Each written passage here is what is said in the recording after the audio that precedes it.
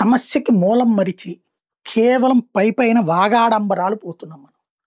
ఇప్పుడు మన ఇంట్లో టాయిలెట్టు లేకపోతే ఇతరత్రా నీళ్ళన్నీ ఉంటాయండి. ఇది తీసుకెళ్ళి పక్కింటోడి మొహం మీద పోస్తే ఊరుకుంటాడా? వచ్చి కొడతాడు.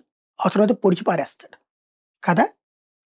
అదే ఒక మందుల కంపెనీలో, ఒక ఆక్వా కంపెనీలో ఇట్లాంటి వాళ్ళు వీళ్ళ వాటర్ తీసుకొచ్చి పా భూమిలోకి తోసేసి పక్కనున్నటువంటి వాళ్ళ పొలాలకి, లేకపోతే గనక సముద్ర జలాలలోకి పంపించేస్తే అది ఎవడికి సంబంధం లేనిది ఎట్లవుతుంది నాకర్థం కాలేదు.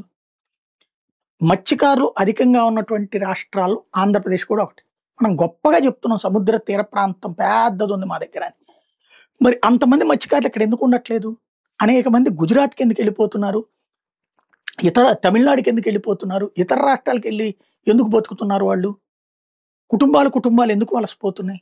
ఇక్కడ మన సముద్ర తీర ప్రాంతాలలో ఈ కెమికల్ ఫ్యాక్టరీలా, లేకపోతే ఈ మందుల కంపెనీలా వీళ్ళ వ్యర్థాలన్నీ సముద్రాల్లోకి వదిలి అసలు మన సాగర తీరంలో ఎంత చేపలు దొరుకుతాయండి?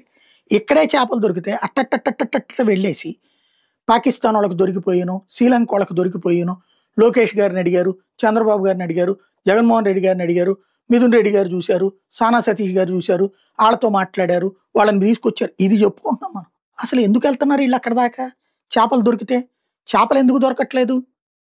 మనం ప్రతి ఏడాది 2 నెలల్లో 3 నెలల్లో చేపల వేట ఆపేసి మరీ తీసుకెళ్ళి చేప పిల్లలేస్తాం. కానీ అవన్నీ ఏమైపోతున్నాయి? ఎందుకు చచ్చిపోతున్నాయి? ఎందుకు అక్కడ పెరగట్లేదు?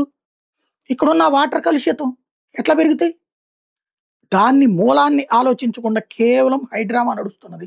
మీడియాకి బుర్ర లేదు, మేధావులకి బుర్ర లేదు. ఇక్కడ అసలు ఆ రూట్లో ఆలోచించే తీరిక ఎవడికి లేదు.